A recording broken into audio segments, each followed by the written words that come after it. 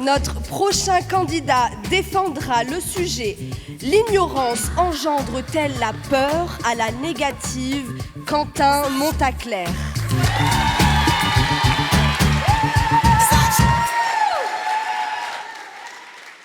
Cher jury, chers amis, peuple de Marseille,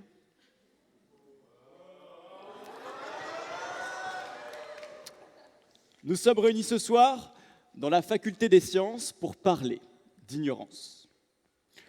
Dans le box des accusés se trouve l'ignorance, acculée, prostrée, esseulée. Chef d'accusation, l'ignorance engendre la peur. Mobile, aucun. Victime, tarpin. À la positive, dégain. À la négative, quentin.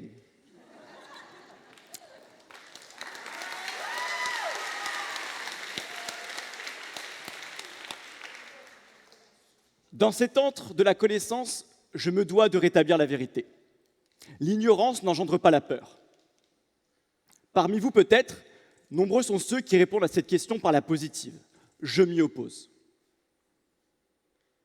Ce soir, je suis un fervent supporter de l'OM. Celles et ceux qui osent manifester leur mécontentement, leur désapprobation face à cette question.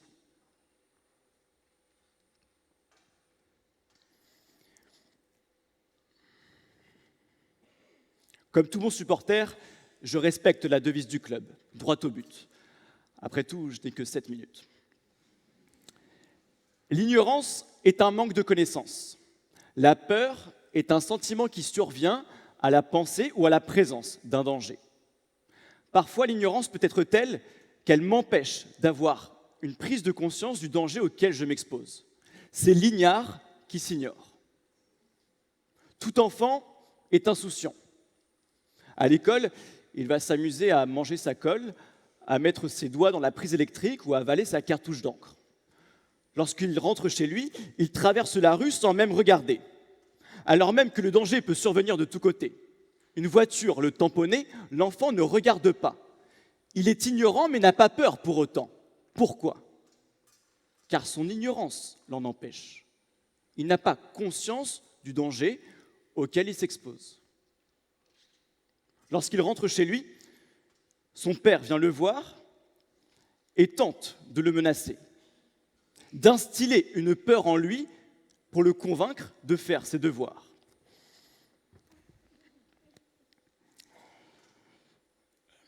Kevin, c'est quoi ces notes ? Qu'est-ce que c'est que ces notes ? Tu veux sauter une classe ?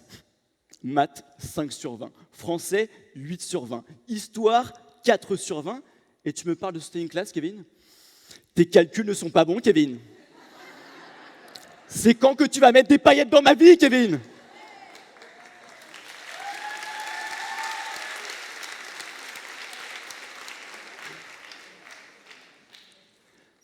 Je t'ai vu traverser la rue tout à l'heure, sans regarder. Est-ce que tu penses trouver un emploi en traversant la rue comme ça ? Tu te méprends, Kevin, je ne crois pas. Mais Kevin n'écoute pas. Il fait même l'affront de regarder un freestyle de MC Caméléon. Plus tard, on retrouvera Kevin, candidat de télé-réalité, et son ignorance objective le rendra heureux, et en aucun cas peureux. Mais l'ignorance peut aussi être un mécanisme de défense. Comme le dit notre ancien coach, tant sur le plan tactique que technique, la meilleure attaque, c'est la défense.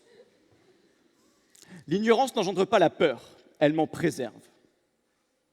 Comme tout parent, les miens m'ont éduqué en me préservant de difficultés qu'ils ont eux-mêmes rencontrées. Ils ont voulu éviter que je n'aie peur. Ils m'ont menti. Ils m'ont laissé dans l'ignorance d'une réalité véridique. J'avais une réalité donc biaisée. Ils m'ont maintenu dans l'ignorance de la vérité. J'ai été élevé en référence à Platon dans une caverne dorée. Les spots de l'ignorance m'avaient aveuglé. Mes parents m'ont donc élevé dans cette caverne dorée où seule la MIFA m'a assisté. Aujourd'hui, j'ai peur du monde professionnel. Je suis diplômé en janvier. Et j'ai peur de ce monde où je vais moi-même tomber dans la difficulté, où je vais devoir faire face sans doute à la précarité et à cet engagement, à ces responsabilités qui m'effraient. Mais je sais que je ne suis pas seul. Dans cet amphi, notamment sur cette rangée, je vois bien que des personnes sont beaucoup trop âgées pour être à l'université. Nous partageons ce même déni de réalité. Alors,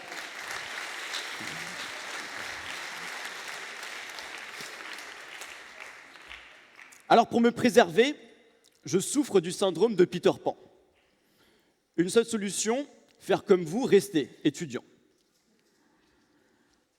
Jamais un amphi ne m'aura fait autant envie, je vous l'avoue. Je reviens même à la fac un samedi soir, à l'autre bout de la France, c'est pour vous dire. À la naissance de la peur, l'ignorance est un élément, mais en aucun cas un déterminant. Dire que l'ignorance engendre la peur est une erreur. Et je refuse que la cité phocéenne ne se transforme en cité de la peur.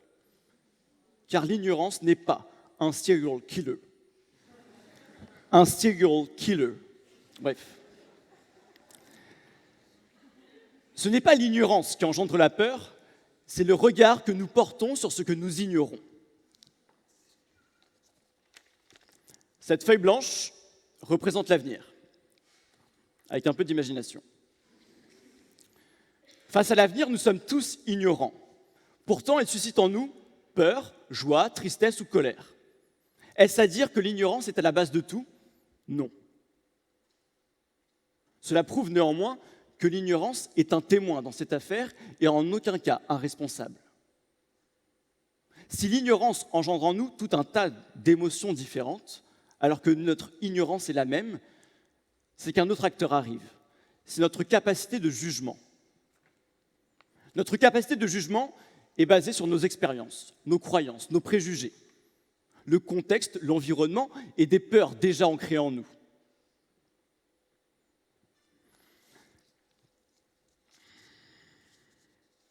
Dire que l'ignorance engendre la peur, c'est avoir peur des inconnus. Et j'en ai discuté avec des amis, et je ne trouve pas ça légitimus, comme Pascal, ça me fout le bourdon, comme Didier. Alors qu'en pense? Demande Bernard. Qu'en pensez? Demande Bernard, peut-être. Si on condamne l'ignorance, c'est une erreur.